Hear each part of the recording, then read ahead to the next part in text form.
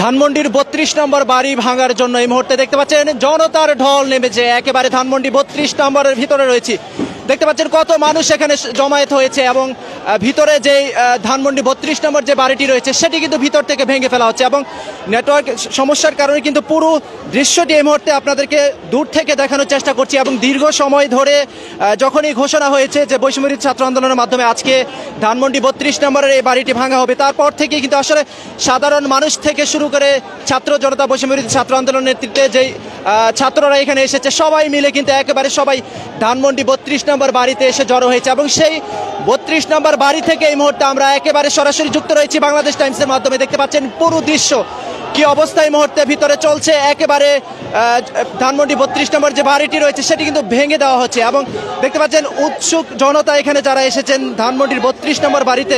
আমরা সরাসরি তাদের সাথে কথা বলবো যে আসলে তারা কি কারণে এখানে এসেছে, ধানমন্ডি ৩২ নম্বরে এসেছে এবং দেখতে পাচ্ছেন একেবারে ধানমন্ডির ৩২ নম্বরের ভিতরে রয়েছে।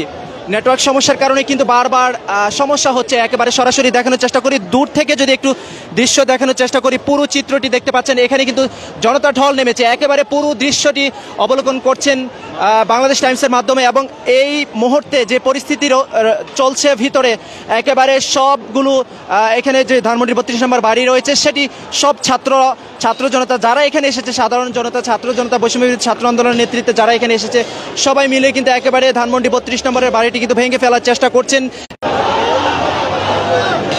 দূর থেকে দেখানোর চেষ্টা করছি, একেবারে পুরো চিত্র এই মুহূর্তে আপনারা অবলোকন করছেন। একেবারে ধানমন্ডি ৩২ নম্বর বাড়ির ভিতরে যে পরিস্থিতি এই মুহূর্তে রয়েছে, আমরা এখানে যারা এসেছেন তাদের দু একজনের সাথে কথা বলবো। আচ্ছা, ধানমন্ডি ৩২ নম্বর বাড়িটি ভেঙে ফেলা হচ্ছে, কি বলার আছে আপনাদের? কিছু বলতে চান? আপনার বাড়ি কোথায়? আমার 10-এ। কি বলতে চান? 10-এর না, এটা আসলে 17 বছরের মানুষের কি বলে ক্ষোভের প্রকাশ আর কি, আর কিছু না। কারণ খুব বেশি বাড়াবাড়ি করছে, তো এত মানুষ মরলো, এত ছাত্ররা হলো, তো সেখানে যদি এখন উনি লাইভ করবে কোনো দরকার ছিল না তো দেশে।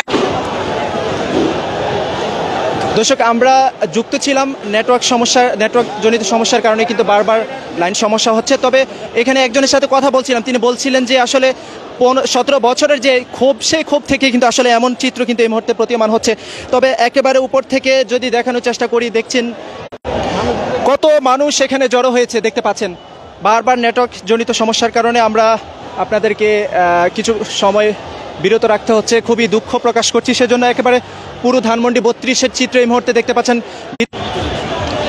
প্রায় কয়েক হাজার মানুষের এখানে উপস্থিতি আমরা লক্ষ্য করছি এবং সবাই মিলে কিন্তু একেবারে ধানমন্ডি ৩২ নম্বর যে বাড়ি রয়েছে সে ৩২ নম্বর বাড়ির ভিতরে যে 17 বছরের আক্ষেপের কথা কিছুক্ষণ আগে আমরা একজনের সাথে কথা বললাম, তিনি বলছিলেন যে 17 বছরের যে আক্ষেপ, যে ক্ষোভ রয়েছে সে ক্ষোভ থেকে কিন্তু আসলে, এবং সেই দৃশ্যই কিন্তু আমরা দেখানোর চেষ্টা করছি। ৩২ নম্বর বাড়ি যে ভাঙার চিত্র এই মুহূর্তে লক্ষ্য করছেন।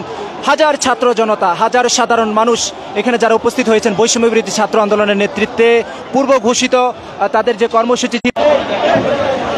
প্রধানমন্ত্রী শেখ হাসিনা আজকে রাত 9টায় তিনি বলছিলেন যে ভাষণ দিবেন ভারত থেকে, এবং সেই ঘোষণার পরে কিন্তু আসলে বাংলাদেশের যে ছাত্র জনতা বৈষম্যবিরোধী ছাত্র আন্দোলনের নেতৃত্বে যারা আন্দোলন করেছে জুলাই আগস্ট বিপ্লবে, তারা কিন্তু একেবারে এই বৈষম্যবিরোধী ছাত্র আন্দোলন ভাষণ দেওয়ার সেই খবর পাওয়া মাত্রই কিন্তু বৈষম্যবিরোধী ছাত্র আন্দোলন